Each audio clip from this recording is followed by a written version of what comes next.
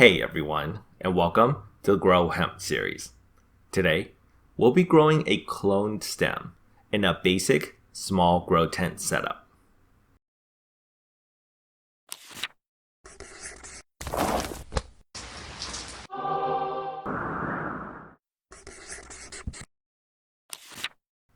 So for this grow, I started with a few clones from a regenerated plant.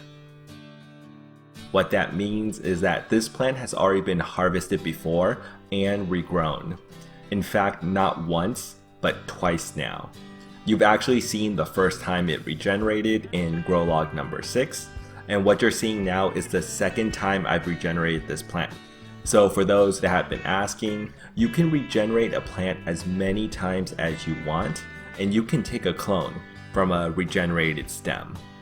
To make a clone, all I did was cut a few stems off the plant, cleaned up the stems, and trimmed the large top fan leaves in half.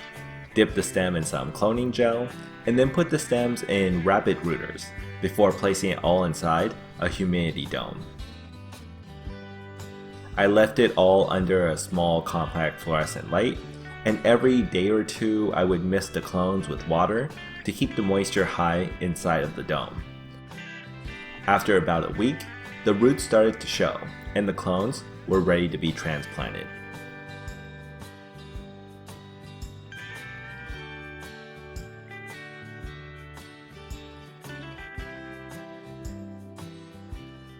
For the soil, I went with a mixture of Fox Farm Ocean Forest along with some perlite, which is the typical setup I like to go with for an easy vegetative stage, since the organic soil usually has enough nutrients to last throughout the entire vegetative stage, if not the entire grow cycle for smaller plants.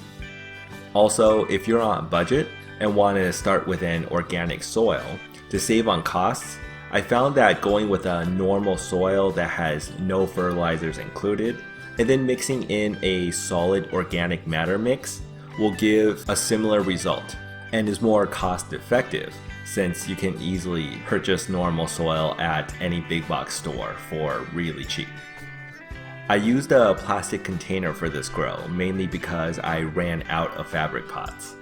I don't normally recommend plastic containers, especially for new growers, but at this point I'm used to watering the plant now without overwatering, and since I'm growing indoors, there isn't going to be large fluctuations in the temperature, so I figured the spare plastic pot I had would be okay. There's one slight benefit though to certain plastic containers, and that is the ones with the curved tops work well as a base to hook plant ties to for low stress training. Now, since we're starting with a clone, we can skip directly to the vegetative stage. And to start to grow in the vegetative stage, I left the light on for 16 hours a day, and more interestingly, because the clone came from a regenerated plant versus a normal plant, I realized that topping wasn't an option anymore. This is because a common trait for regenerated plants is that instead of having nodes far apart from each other, with two side stems growing out of each node, regenerated plants will have a lot more nodes, but usually with only one stem per node. Therefore, if I top the plant, it wouldn't have two new tops, which makes topping useless here. This left me with only low stress training as a viable option to keep the plant short and also to maximize yield. So I tied down the main stem and let all the side stems grow to be as tall as the main stem. And just a quick overview of this grow tent setup. This is a typical 2x2x4 feet grow tent with a 300 watt equivalent and 136 watt actual LED light, and I'm just using a small USB fan for the intake hole that also doubles as a fan for the plant. At this point, the plant was ready for the flowering stage, and because of the final stretch, I had to tie down the main stem one more time.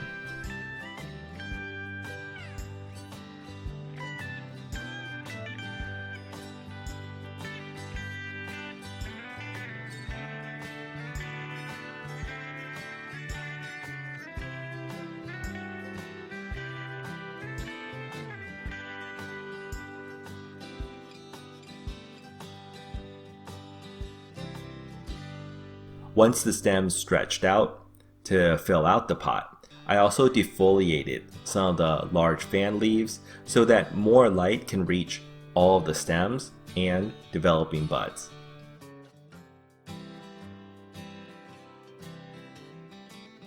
And now here's where I run into a small problem, which you can see infected a few of the leaves: white powdery mildew.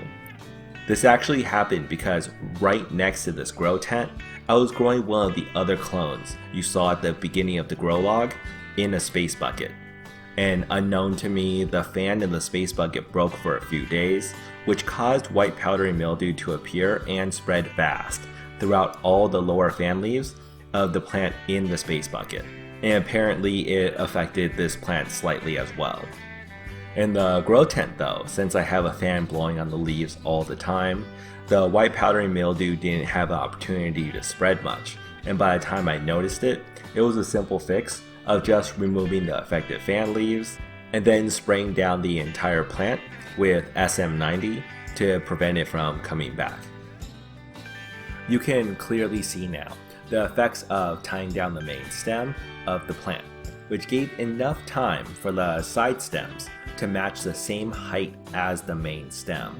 And since all the stems are near the same height and spread throughout the grow tent, they're all able to utilize the grow light more efficiently, with less wasted light hitting the floor of the tent.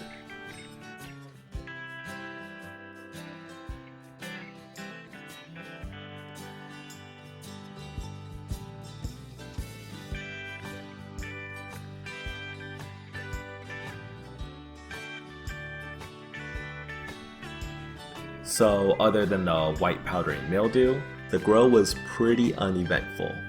Near the end of the flowering cycle, the plant did finally show signs of lacking nutrients, with yellowing leaves on the very bottom of the plant. And since we're only a few weeks away from harvesting, I just supplemented this with a simple liquid fertilizer. And although the plant looks really yellow here, it's actually just the camera adjusting weirdly to the LED lights.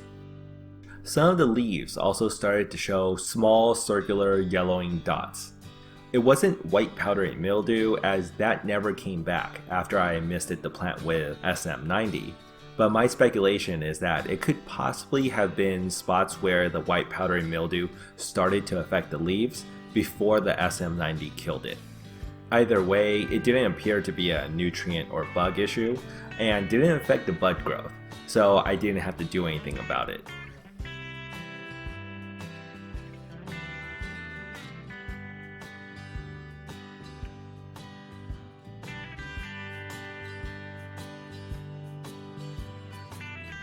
At this point, the trichomes look fully developed and have a slight amber to them, so it's time to harvest.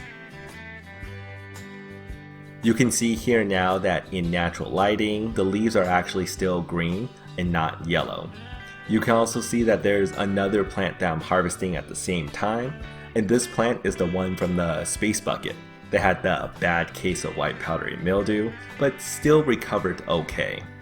Harvesting the plant now was pretty straightforward. I just removed the large fan leaves and then chopped off each stem to be trimmed.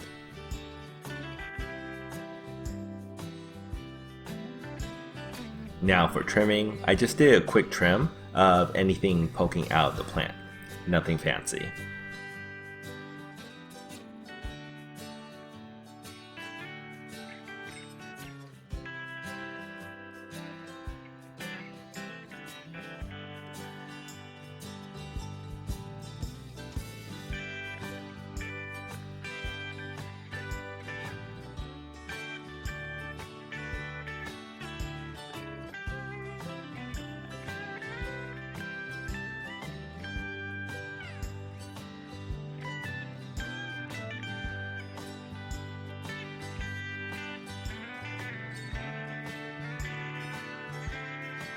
For drying, I just hung this together with the other clone from the space bucket.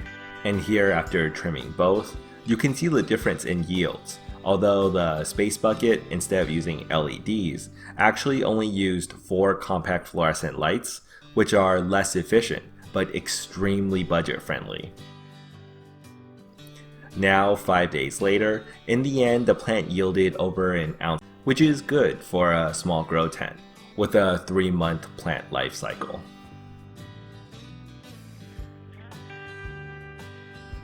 And that's it.